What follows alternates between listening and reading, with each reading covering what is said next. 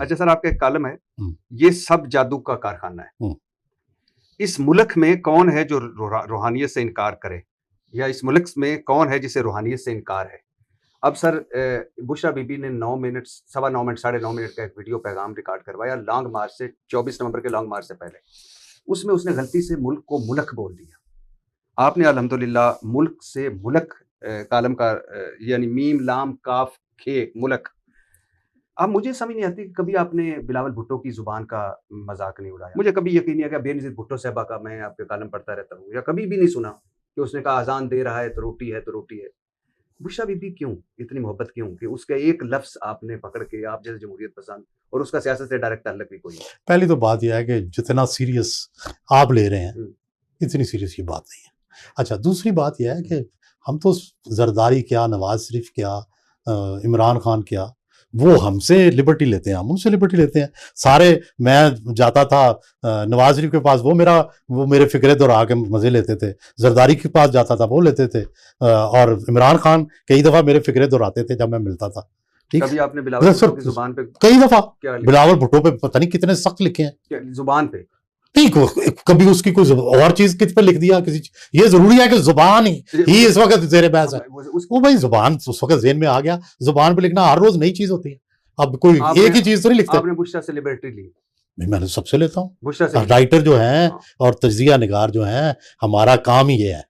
ये नहीं है कि कोई एक बाउंड्री होती है हमारी भी? नहीं, इसमें कौन सी बाउंड्री है? ये वो कोई बहुत बड़ी रूहानी शख्सियत है जिनकी मैंने कोई तौहीन कर दी है?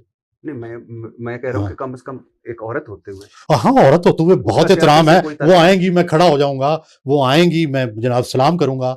लेकिन जब वो सियासत करेंगी तो तनकीद भी होगी, मुल्क करके, मुल्क करके। तनकीद बिलो द बेल्ट भी हो जाती है। ये आपका ख्याल है ना, बिलो द बेल्ट जो आप करते हैं वो बिलो द बेल्ट है। जब आप कहते हैं लुटते वाले, जब आप लुट मार कहते हैं, जब आप करप्शन कहते हैं, वो है असल तौहीन। ये तो मैं मुल्क तौहीन है और लुट मार करने वाले तौहीन नहीं है। और खुदा से डरो, कोई अपने बारे में तवाज़ुन से फैसला करे। मैं आज के बाद, मैंने तो, आप बड़े हैं, मैंने तो आपसे सीख लिया कि जिसने वोट लिए लुटेरा वो हमें कहें। तो वो लुटेरे ने सारे ते इत्थे मुल्क कहना तौहीन, बहुत बड़ी तौहीन। अच्छा, और गुस्ताखी। अल्लाह अल्लाह अल्लाह, मैं माफी मांगता हूँ। अच्छा, आप इसका मतलब नहीं है कि गुस्ताखी नहीं है? नहीं, मैं मुस्तफ़ी मांगता हूँ। अच्छा, आप आगे सुनिए। इसी कॉलम में आपने लिखा कि 35,000 रूहें सीधी पख्तूनख्वा में उतरी।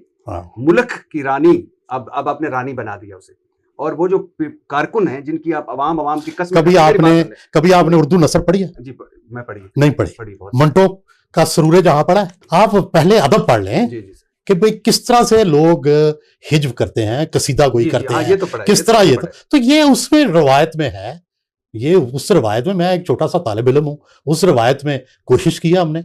अच्छा। वो किताबें बड़ी पढ़ी हैं, मंटो नामा, मंटो रामा, उस पे मुमताज मुफ्ती फलाना, सारे लिखते हैं। मैं गुनाहगार हूं कि मैंने लिख दिया तो मेरी पकड़ हो गई। सर, मैं तो सिर्फ आपसे नहीं, मैं क्या मंटो से तो किसी ने नहीं पूछा आज तक। मंटो साहब पे गलत और सही दोनों पूछे जा रहे हैं। और भी छोटे से इसलिए पूछ रहा हूँ ना सर, ना लिखते तो मैं आपकी मान, लिखते रहना है हमने, हर चंद के इसमें हाथ हमारे कलम हुआ, चाहे ये नाराज हो चाहे वो नाराज हो। इस कॉलम में आपने लिखा 35,000 रूहें सीधी पख्तूनख्वा में उतरी, मुल्क की रानी के दस्ते हक पर बैठ की। ये पाक रूहें और मौक्कल पहाड़ों, नाकों और पाबंदियों को जादू के जोर से उड़ाने लगे।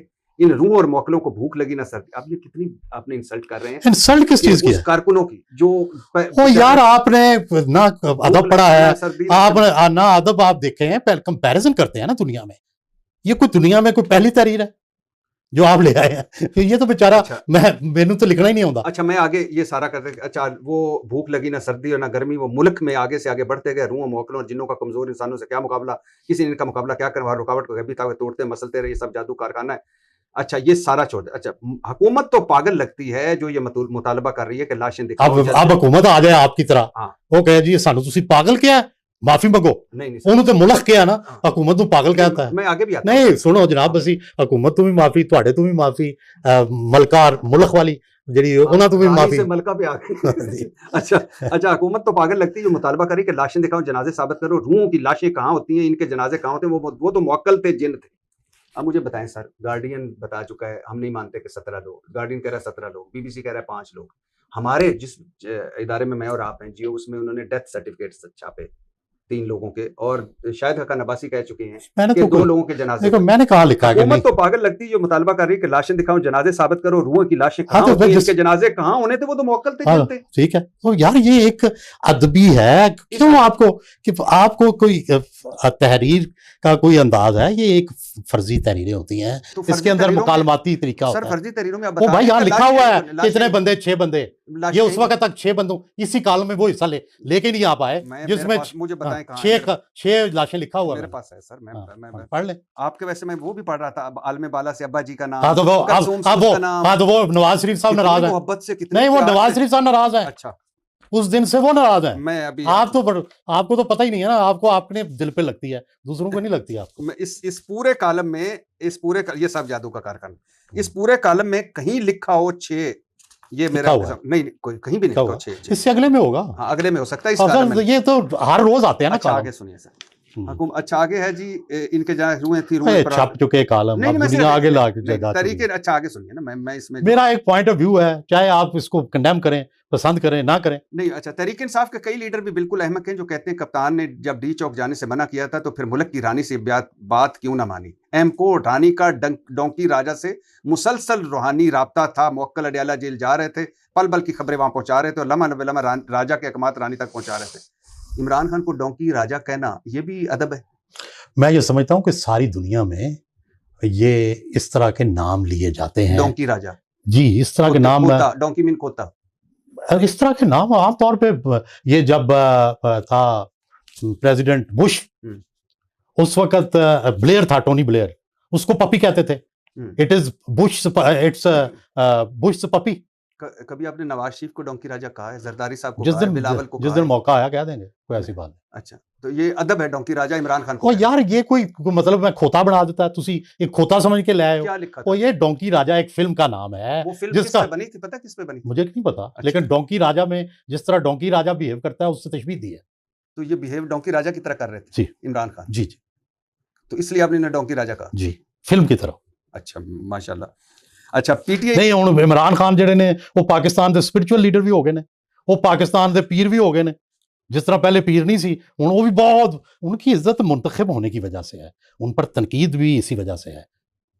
लेकिन मैंने जो आपकी नज़र में सबसे बुरी तनकीद करता हूँ मुंतखब लुटेरों पर, मैंने आज तक किसी को डोंकी राजा नहीं कहा। आप भी कह देंगे, आप पता नहीं उससे कहीं ज्यादा नुकसान पहुंचा देते हैं। नहीं, आप कितना उससे ज्यादा नुकसान पहुंचाते हैं जितना आपने नुकसान पहुंचाया सियासत को, पाकिस्तान में किसी ने नहीं पहुंचाया। जमहूरियत को जितना आपने नुकसान पहुंचाया किसी ने नहीं पहुंचाया। सर थैंक यू, बहुत मेहरबानी, आपने अमरीत को फायदा दिया। Sir thank you. नहीं लेकिन मैं कभी भी ये नहीं चाहूंगा कि मेरा कोई भी, मेरे लिए नवाज शरीफ साहब हैसियत इंसान काबिल इज्जत है, लेकिन जो कुछ आपने सारी सियासत का रगड़ा लगाया हुआ है जी सर, और मुल्क से जमहूरियत ही मुकाना चाहते हैं जी सर, पता नहीं किसको लाना चाहते हैं, ना कोई आपका आइडिया क्लियर है, किसको सबको बताना चाहते हैं। आप इस मुल्क से जमहूरियत और इस मुल्क से जो भी थोड़ी बहुत जमहूरी आज़ादियां हैं किसी साजिश के तहत आप उन्हें खत्म करना चाहते हैं। सर मैं आज बड़ा इंपॉर्टेंट आज हो गया लेकिन सर मैं फिर बता रहा हूँ कि इमरान खान चूंकि बिहेव डोंकी राजा की तरह कर रहे थे इसलिए आपने उसे डोंकी राजा लिखा और ये एक अदब है।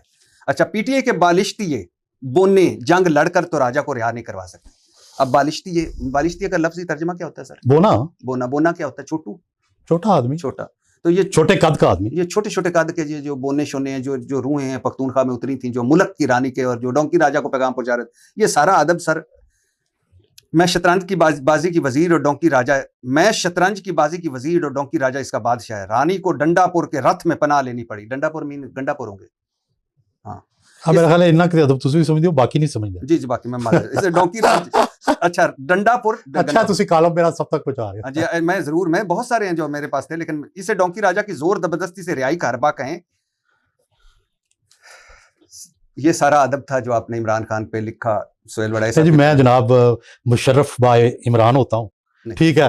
तुसी मैं उन्होंने जड़ा मैं बदजुबानी बद तहजीबी बहुत ज्यादा की है, ये मैं माफ़ी मंगना। मैं दायरा इस्लाम तो खारज हो गया और अरशाद भट्टी साहब दे जड़ा एहतराम का दायरा जो निकल गया है जनाब, मेरा बड़ा इस दायरे च मैं जनाब माफ़ी मांग के दोबारा दाखिल होना। एक जनाब दे जड़ी एहतराम वफा सियासत दे आला कवानीन जनाब जिदे ते अमल पैरा ने लोगों लुटिया और करप्ट और पता नहीं की ना दे के, ठीक है। और पता नहीं कितों कितों उन्होंने खिलाफ इल्जाम लिया के लाते हो, तो जे असी 2 लफ्ज लिख देते हैं तो उन्होंने बड़ी तकलीफ है। मैं सर ये अगर आप बिलीव मी, आप और मैं बैठे हैं ਇਹ ਹੁਣ ਤੁਸੀਂ ਸਾਬਤ ਨਾ ਕਰੋ ਕਿ ਤੁਸੀਂ ਬਿਹਤਰ ਹੋ ਜਾਂ ਮੈਂ ਬਿਹਤਰ ਹਾਂ, ਇਹ ਕੌਮ ਨੂੰ ਫੈਸਲਾ ਨਹੀਂ, ਤੁਸੀਂ ਫੈਸਲਾ। ਉਹ ਨਹੀਂ, ਗੱਲ ਇਹ ਹੈ ਕਿ ਆਪਣੇ ਵਿਊਜ਼ ਨੇ, ਮੈਨੂੰ ਆਪਣੇ ਵਿਊਜ਼ ਰੱਖਣੇ ਦਾ ਹੱਕ ਨਹੀਂ ਹਾਸਲ, ਬਸ। ਹਾਂ ਬਸ ਯਹਾਂ ਤੱਕ ਤਾਂ ਠੀਕ ਹੈ ਬਸ। ਅੱਛਾ ਹੁਣ ਇਹ ਤੁਸੀਂ ਵਿੱਚੋਂ ਕੱਢ ਕੇ ਜੀ ਇਹ ਵਾਲ ਇਹ ਵਾਲ ਇਹ ਵਾਲ, ਮੈਂ ਤੁਹਾਡੇ ਕੱਢੇ ਨੇ ਵਾਲ, ਤੁਸੀਂ ਪਤਾ ਨਹੀਂ ਕੀ ਕੀਤਾ। ਤੁਹਾਡੇ ਤੇ ਜਰਾਇਮ ਇੰਨੇ ਲੰਬੇ ਨੇ ਕਿ ਕੱਲ ਅਗਰ ਮੁਲਕ 'ਚ ਅਸਲੀ ਜਮਹੂਰੀਅਤ ਆ ਗਈ ਤੇ ਜਿਹੜੇ ਚੰਦ ਮੁਜਰਮ ਜਿਹੜੇ ਨੇ ਸਭ ਤੋਂ ਅੱਗੇ ਹੋਣਗੇ, ਅਸੀਂ ਤਾਂ ਮਾਫੀ ਤੁਹਾਡੇ ਲਈ ਵੀ ਦੁਆ ਕਰਾਂਗੇ, ਕਿਉਂਕਿ ਅਸੀਂ ਤੇ ਕਿਸੇ ਨੂੰ ਵੀ ਜੇਲ੍ਹ 'ਚ ਨਹੀਂ ਜਾਣਾ।